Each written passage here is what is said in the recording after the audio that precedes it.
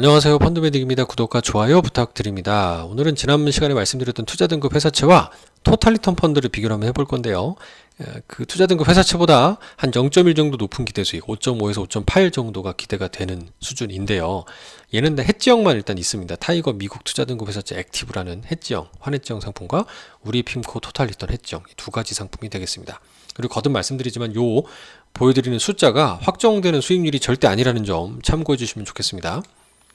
해외채권 ETF는 빠른 환매라는 장점을 가진다라는 차원에서 참고하시면 좋은데 타이거 미국 투자등급 회사채 액티브는 연한산 만기 수익률이 5.47%, 듀레이션이 8.17년으로 긴 편입니다. 금리가 떨어질 때 많이 오르고 상승할 때 많이 떨어지는 특징을 가지겠죠. 반면 핌코의 토탈리턴 본드 펀드의 경우는 5.79니까 오히려 더 높네요. 그죠? 연한산도 좀 높고 대신 듀레이션은 좀 짧습니다. 6.87년 수준입니다. 우리 핌코 토탈 리턴 펀드입니다. 물론 이제 해지형의 경우는 사실 여기서 이 펀드 보수도 빠지니까 ETF보다 펀드 투자 비용이 많이 빠질 거고 또 환해지 비용도 빠지니까 그런 등등을 고려하면 이 5.47과 5.79는 무려 0.32 정도의 차이지만 그거보다는 조금 더 많은 상쇄되는 비용이 있지 않을까라는 생각을 하고 있어요. 그럼에도 불구하고 한번 비교를 해볼게요. 일단 핌코 토탈리턴은 앞서 말씀드린 바와 같이 환해지형만 있습니다. 빨강색이 토탈리턴이고요. 그 다음에 녹색이 타이거 미국 투자등급 회사채 액티브입니다. 이 듀레이션이 더 길기 때문에 진폭이 크다는 것을 이렇게 더 볼 수 있습니다. 수익률은 최근 1년 기준에 핌코가 더 좋은 것을 볼 수는 있는데요. 일단 앞서 말씀드린 꼭 좋다 나쁘다가 아니고 듀레이션 만기가 길기 때문에 더 큰 변동성으로 움직였다는 것을 말씀드립니다. 이인 즉슨 파란색인 금리가 떨어질 때 녹색인 타이거 미국 투자등급 회사채 액티브 ETF가 빨강색인 핌코 토탈리턴 펀드보다 더 많이 오르죠. 앞서 이게 한 6.8년, 6.9년 정도의 듀레이션, 위에 게 8년대니까 만기가 긴, 듀레이션이 긴 애들이 더 많이 올라가기 때문입니다. 그래서 이런 진폭을 고려해보면 향후에 지금 좀 가격이 떨어졌잖아요. 금리도 좀 올랐고 그럼 향후에 금리가 내려간다라고 보면 어떤 게 더 많이 오를 거냐. 그때는 타이거가 조금 더 많이 오를 수 있지 않을까라는 대비를 할 필요가 있습니다. 향후 금리 하락기가 온다면 그걸 앞서 올해 하반기라고 지난 시간에 전망을 했었잖아요. 이제 그렇게 되면 타이거가 좀 더 많이 오르지 않을까라는 말씀을 드려보면서 앞으로 금리 어떻게 될까 아마 지난 시간에 언급드렸던 내용을 좀 다시 한번 말씀을 드려보겠습니다.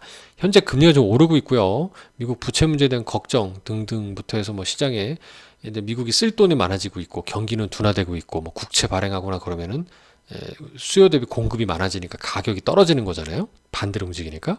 그럼 채권 가격이 떨어진다. 이제 금리 상승이 재료가 된다라고 해서 걱정을 하고 있어요.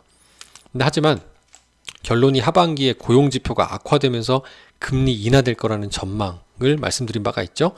앞서 이 그래프는 하나증권에서 정리해 주신 거고요.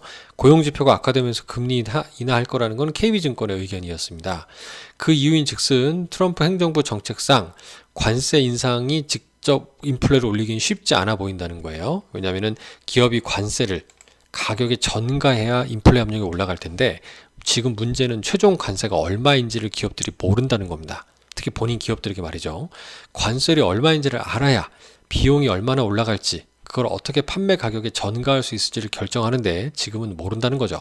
그래서 기업들은 일단 그게 확인되기 전에는 본인이 먹는 그 마진, 이익을 줄이는 쪽으로 관망하고 있다는 거예요. 따라서 당분간 단가보다 물가는 무료보다 안정적일 것 같다. 단기적으로 보면 얘기를 하는 거죠.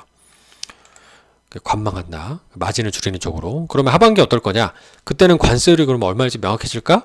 트럼프의 정책 패턴을 볼 때는 그렇지 않을 것 같다는 거죠. 그러면 하반기에도 여전히 적극적 가격 전가는 좀 어려울 것이고 가격 전가보다는 비용을 통제할 가능성이 높아 보인다는 거고요.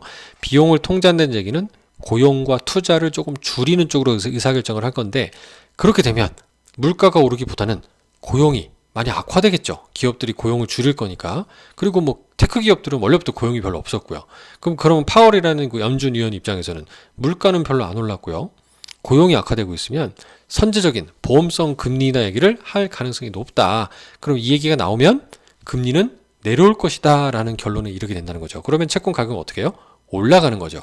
그럼 지금 채권 펀드들을 사놓는 게 굉장히 좋은 기회가 되지 않을까라는 생각이 든다는 게 오늘 지난 시간에 이어서 말씀드린 영상의 결론이 되겠습니다. 감사합니다.